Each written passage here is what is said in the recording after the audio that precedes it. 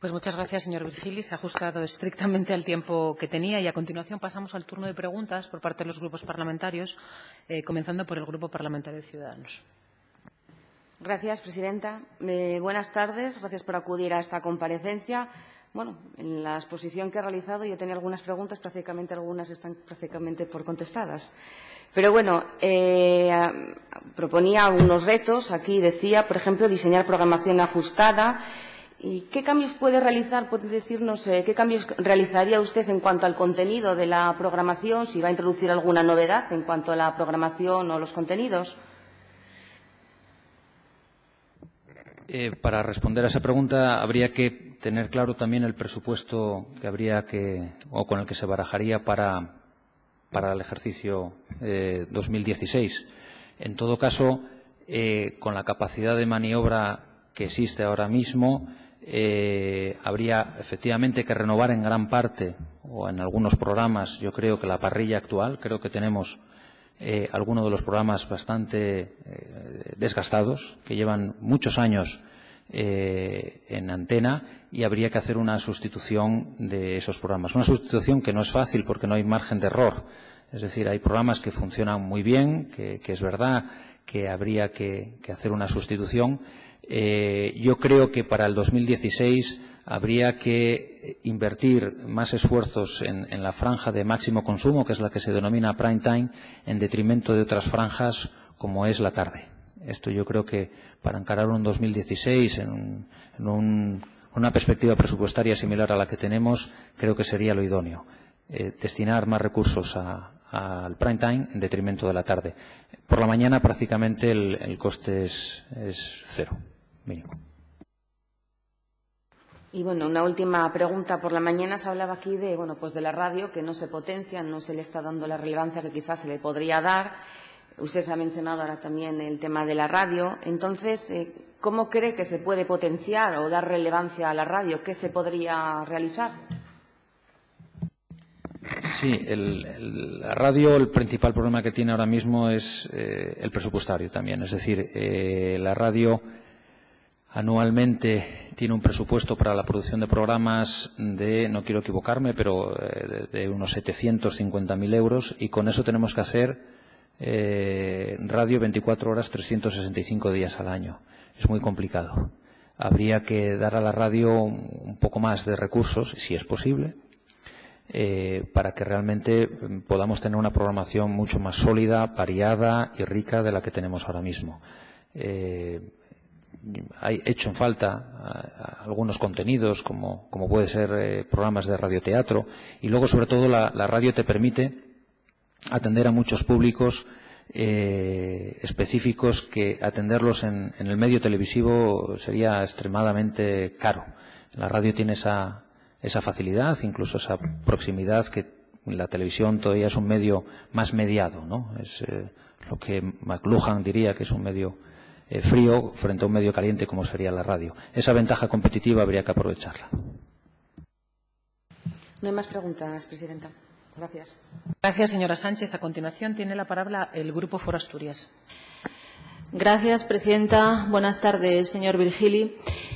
RTPA SAU tiene su historia, aún reciente, en el ente público de comunicación. Una historia en la que se han producido episodios que, a nuestro juicio, deben indudablemente ser corregidos en esta nueva etapa que se abre. Porque nosotros, y los hemos dicho en muchas ocasiones, no creemos en los puntos finales ni en las leyes de punto final, que así entendimos esta segunda ley de reestructuración del sector público autonómico, por entender que de alguna manera se daba por finiquitada, sin mayor explicación ni exigencia de responsabilidades, una trayectoria en la que se habían producido una serie de irregularidades en lo laboral y en lo contractual, y no porque lo digamos desde Foro, sino porque justamente fue reconocido a través de sentencias judiciales e incluso, como usted sabe, hay cargos imputados. Por ese motivo yo quiero hacerle algunas preguntas sobre estas cuestiones. Por ejemplo, en materia laboral y con referencia a ese espinoso asunto de las cesiones ilegales de trabajadores declaradas por los tribunales y los despidos contrarios a la ley. ¿Qué medidas va a impulsar con el fin de que no se den estos episodios nuevamente, episodios que han de alguna manera mercadeado con los trabajadores y han abundado en una precarización de los mismos? Sí, bueno, me alegro que aborde este tema. Efectivamente, en estos años, como he mencionado en mi intervención anterior, ha habido varias sentencias que reconocían la existencia de esa cesión ilegal de trabajadores, algo que nos hemos afanado en corregir durante los próximos años, y además cualquier esfuerzo es poco, porque yo creo que es de justicia actuar de esa manera para todo el mundo. Por tanto, yo diría que habría que actuar por dos vías o mediante dos vías. Uno, que ya la hemos hecho o que estamos haciendo, y es leer con detenimiento y con detalle todas y cada una de las sentencias para tratar de corregir en todas las contrataciones de externalizaciones de servicios y también su funcionamiento, su aplicación, porque en ningún momento había una enmienda hacia el tipo de contratación o la manera en que se contrataba, sino muchas veces la manera en la que posteriormente luego se actuaba.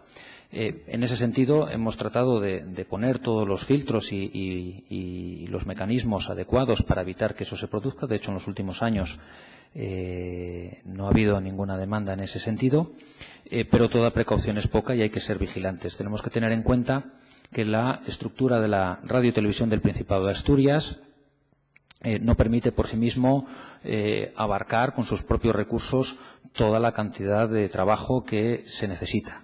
Esto se creó así desde el principio de la cadena. A imagen y semejanza de las televisiones autonómicas de nuevo cuño. Prácticamente, por ser muy rápido, existen como tres modelos de estructura de las radiotelevisiones autonómicas. Un modelo de la que participan las primeras televisiones autonómicas que copiaron o se crearon a imagen y semejanza de Televisión Española, y que son radiotelevisiones con una plantilla muy amplia, con unas estructuras muy grandes. El principal perjuicio o dificultad, mejor dicho, que tienen estas radiotelevisiones, dichas también por sus propios responsables, es la rigidez que tienen muchas veces para acomodarse a circunstancias sobrevenidas, bien sea de reducciones presupuestarias, como ha sido el que hemos vivido durante estos años. Por otra parte, tenemos un modelo que es absolutamente el contrario, que puede ser, por ejemplo, el que se lleva o el que se está llevando a cabo en Murcia, que es un sistema público de comunicación audiovisual, pero que se delega en su totalidad a una empresa privada. En medio existen muchas de las televisiones autonómicas que se han creado, como digo, en estos años, en las que está la TPA, donde tiene una estructura mixta, donde se hacen cosas con una estructura y con un personal propio, pero que también acude al mercado para recurrir o para contratar aquellas tareas o aquellos servicios que no puede llevar a cabo con sus propios medios. Ahí es donde hay que ser muy diligente. Ahí es donde tenemos que hacer las cosas muy bien para evitar en esa laguna o en ese término medio, evitar errores que puedan generar cuestiones de cesión ilegal de trabajadores. Eso con respecto a lo que hemos hecho estos años es corregir la situación que teníamos, sobre todo analizando y estudiando todas las sentencias que hemos tenido. De cara al futuro, también lo mencionaba en mi intervención anterior, creo que el primer paso fundamental es, con la estructura actual de la tele, de la radio y de la televisión, reorganizarla. Ahora mismo lo que hay es una fusión de las tres sociedades, donde prácticamente se han pegado las estructuras de las tres plantillas existentes. Bien, creo que hay que hacer una revisión a fondo de esa estructura y ver de qué modo nos podemos organizar mejor para sacar el máximo provecho y la máxima capacidad de trabajo de los recursos propios que tiene la televisión. No sé si he conseguido contestar con precisión. Sí, yo quería también preguntarle por la situación en la que se encuentran esos trabajadores que han sido reconocidos cedidos ilegalmente en virtud de sentencia judicial. Sí, están en una situación de indefinición y son personal indefinido no fijo, y que evidentemente habría que, llegado el momento, cosa que hasta la fecha no hemos podido porque la Ley General de los Presupuestos del Estado así lo impedía, o así se interpretaba que lo impedía, tendríamos que regularizar esa situación, ¿de acuerdo? todas esas situaciones habrá que regularizarlas, habrá que crear la plaza y habrá que provisionarla. Bien, con respecto al asunto de los informativos, ya ha hecho usted referencia a ello, ha dicho o ha hecho hincapié en ese control editorial de los informativos que debe recaer en TPA. Yo le aseguro que estoy completamente de acuerdo.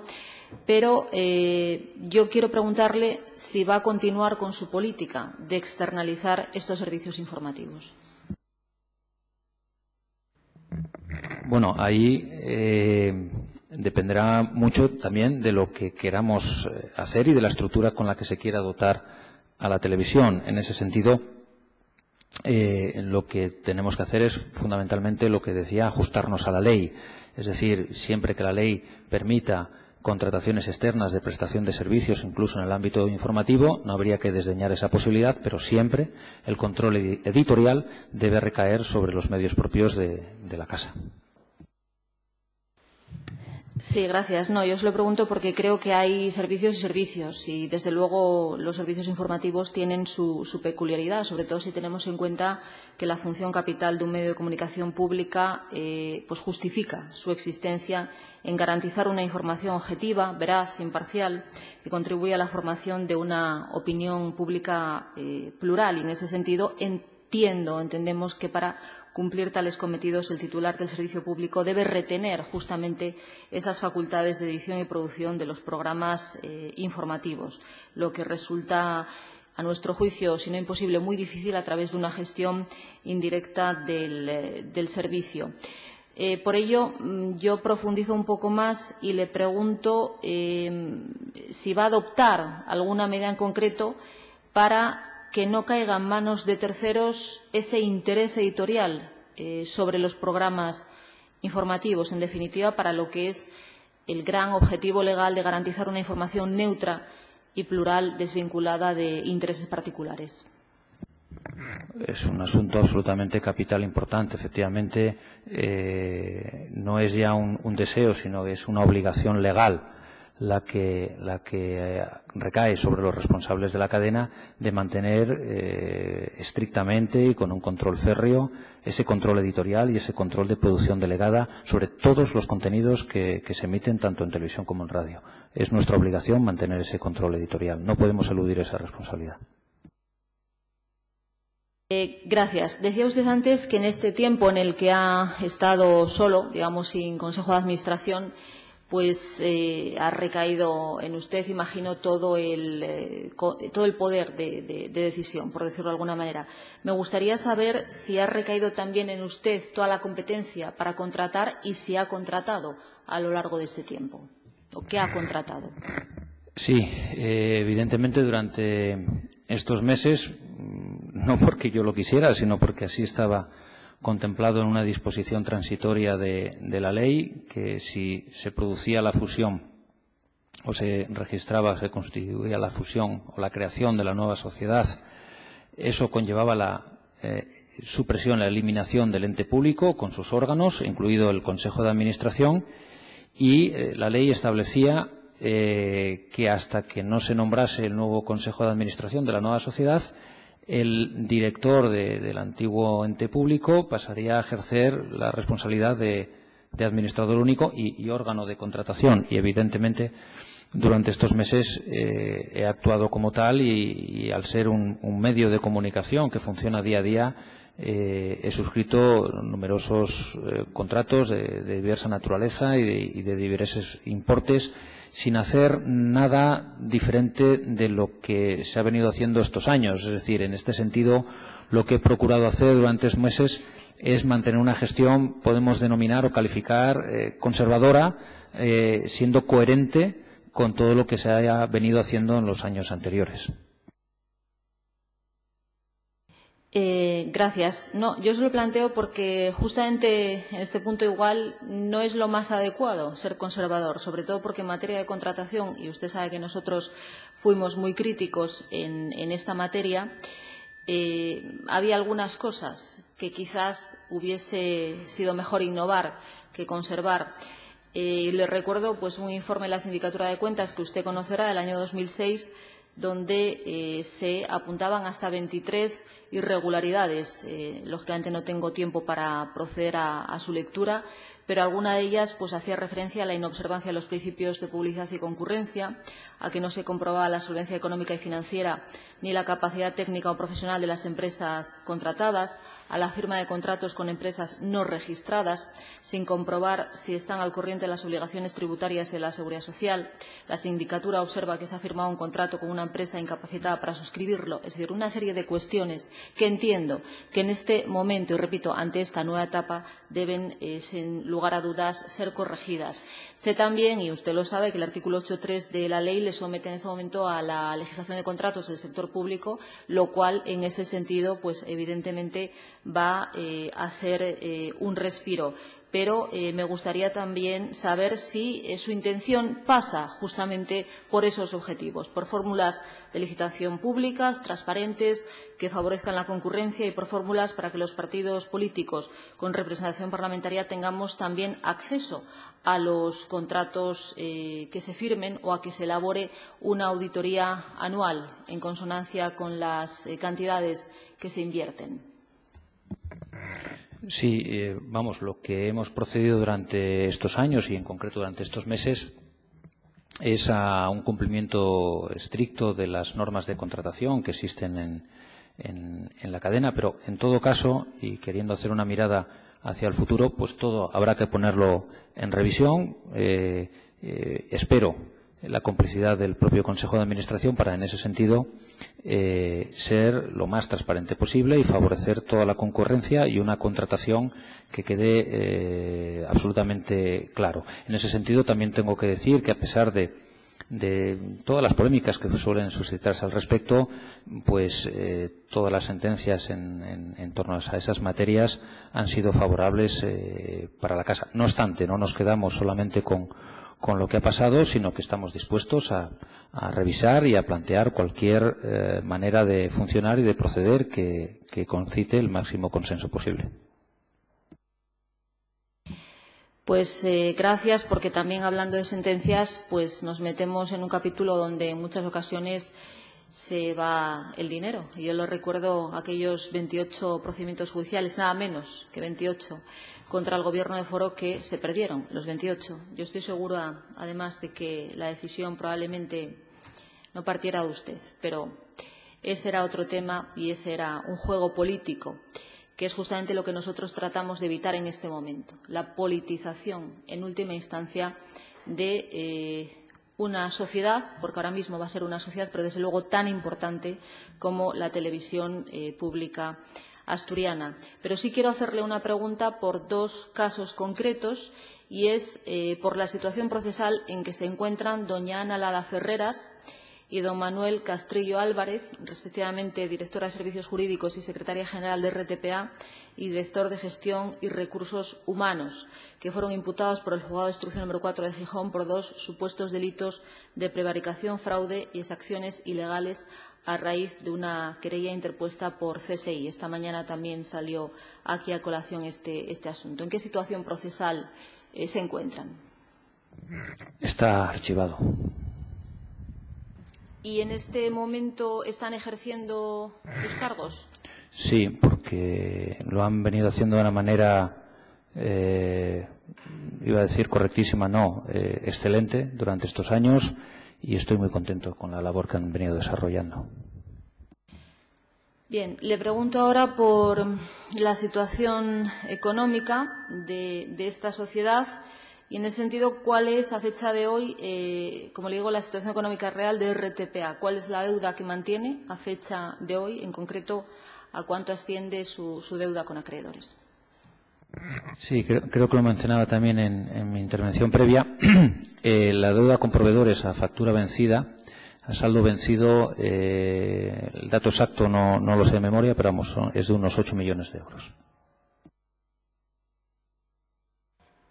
Bien, esta mañana, como sabe, han comparecido los candidatos a formar parte del Consejo de Administración Y yo quisiera plantearle también una cuestión que no consideramos menor. El artículo 12 de la ley dispone que la Administración y Gobierno de RTPA corresponde al Consejo de Administración y la función ejecutiva a su director general.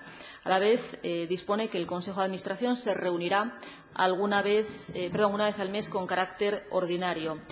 ¿Usted cree que es suficiente una reunión mensual para llevar a cabo este artículo en estos términos, que hace referencia a una diligente administración y gobierno de la sociedad? Se lo digo por un motivo, no porque más reuniones sean más dietas, sino porque en un momento concreto pueda ser necesario acometer más reuniones si usted estaría dispuesto a hacer uso de esa posibilidad si fuera necesario. Sí, si mal no me acuerdo y si mal no he leído la ley, creo que la ley lo único que dice es que las retribuciones por dieta no debería exceder de lo que significa una reunión del Consejo una vez al mes, lo cual la ley no impide que ese Consejo se reúna cuantas veces considere oportuno. Por mi experiencia de estos años, será muy probable que haya meses que tendremos que reunirnos más de una vez al mes.